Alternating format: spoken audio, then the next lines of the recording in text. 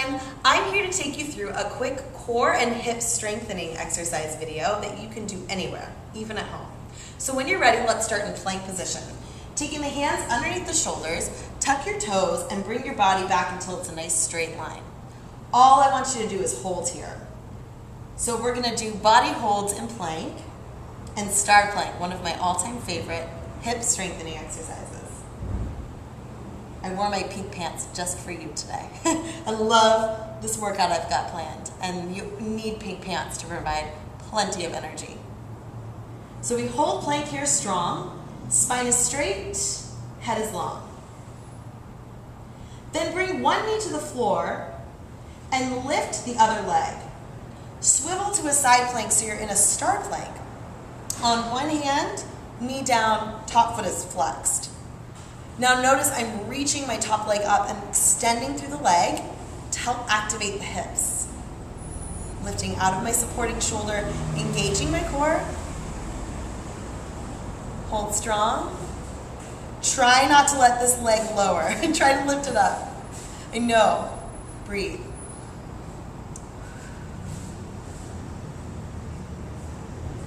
From here, take the bottom leg down, swivel back, and go back into plank. So holding here. Returning to excellent plank form. Belly button pulls in, lifting out of the shoulders. We're going to go for the other side. So other knee goes down, and you swivel to side plank. Lifting the top leg up and out of the bottom shoulder. We'll hold here, extending through the fingertips, being as long and as strong as you can. And you should feel the hips. Try to avoid the rib cage falling out, but keep it in. And again, that's called mindfulness and awareness, using the core strong. Good, you should be in a little shaky now. Back foot down, return to center plank and hold. So that was one circuit through.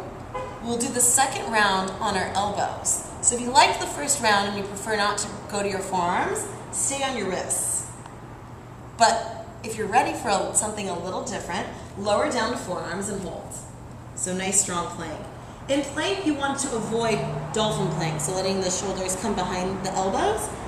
Really try to stay parallel to the floor, keeping the hips and shoulders in alignment. So to move to star plank again, we'll take one knee on the floor and swivel. Woo! And this side's going to be a little harder. So lift the top leg up. You should really start to feel the outsides of the hips now, which is great.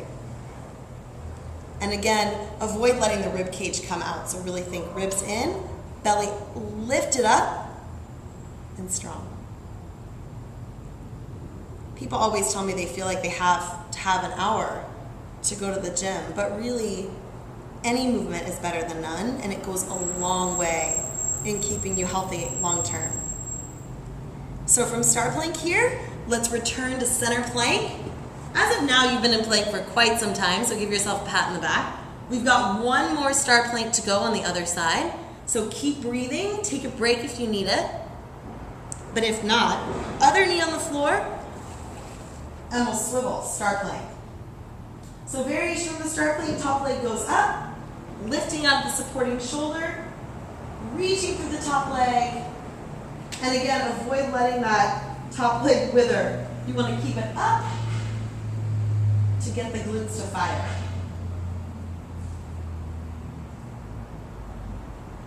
Hold strong, don't let it go.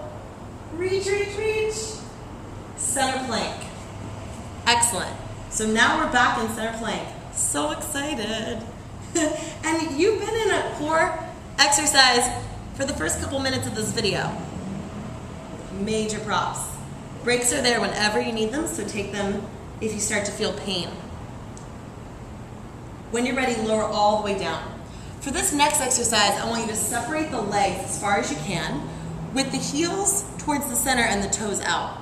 You're going to let your head rest on your forearms and lift the legs up. So my head goes down, and then from here I'm going to reach my heels up and down. It's a really small lift, and again, you should feel outsides of the hips, a little bit of lower back in a healthy way. If anything feels painful, stop. reaching up and down.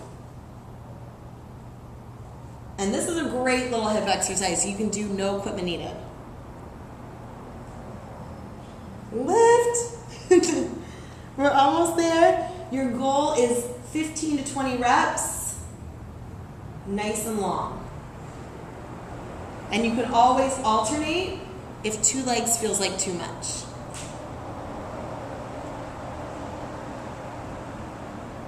Let's do 1 or 2 more. And relax. From here, I'd like you to roll over onto your back and lay all the way down on the floor. So we're gonna move into a core and bridging exercise. So 2 pieces. The first piece is sit up. Second piece is a bridge. So you'll slide your heels in, lift your hips up, set the hips down, lay all the way down. Good, again, so you sit up, bridge up, down. Now take it at any speed that feels right for you. You should feel the sit up here, the glutes and hamstrings fire, and again the core. Now if it's painful on the wrists, my recommendation would be to do the sit up only, like so, and not the bridge, okay? So if the tabletop position does not feel right for you, continue to do the sit up exercise without the bridge included. I like the bridge. It opens the chest and engages the backs of the legs. And I just like exercises that are multitaskers. Let's do 1 or 2 more. And last one, lower all the way down. From here, I want you to bring your heels close, and you're going to lift your hips up into a bridge and just hold. Now, we're gonna hold the bridge and do a little bit of a crunch. If either feels wrong, do one of the pieces of the exercise instead of both together. Take your hands behind your head, look towards the ceiling with the chin lifted, and from here you're just gonna do a tiny crunch. And you should feel this right in the center of the abdominals. It's little. Again, if it's painful, lower the hips and do just the crunch, or just hold the bridge, okay? 1 or 2.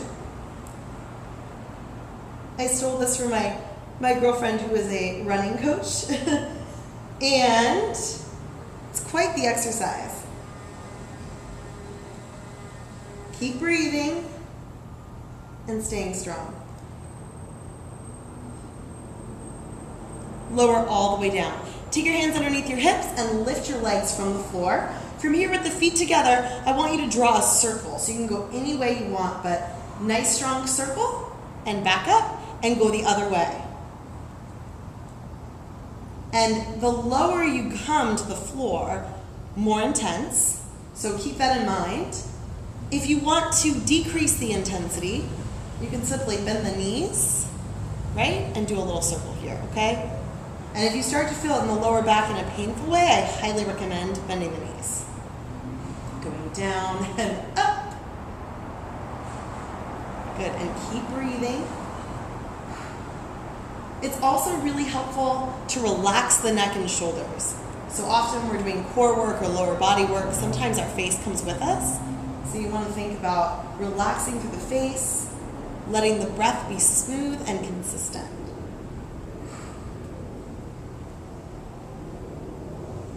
Good, let's do 1 or 2 more. Oh. Last one. Good, and release. Hands by your heels, lift your hips up again.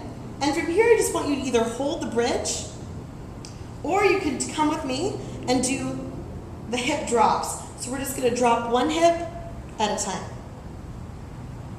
So I was a dance major at UC Davis, and we did this every single day throughout my sophomore, junior, and senior year. It is quite the exercise. So if the hip circles are a little too feminine or funky for you, holding a hip bridge here is great, or you can try knee comes in and switch. A little march, okay? So it kind of depends on what you feel is right for you. I like the hip drops. Maybe it'll get you ready for your next night out dancing. or your salsa class. Let's do 1 or 2 more, and then release. Lengthen the legs, and then come all the way up into a straight leg position. So we're going to do a little bit of a rock. The hands stay behind you. You'll try and go as small as you can. As you come back, rock forward and back. Now if that's painful on the lower back in any way, instead try a straight leg crunch. The rocks are amazing, so I would prefer, for intensity lovers, this one is yours. Oh, it's hard. You can always take the hands across the chest for something easier. And release. Those are a few core exercises you can do anywhere. Leave me a message below if they work for you. Thanks again, and I can't wait to see you soon.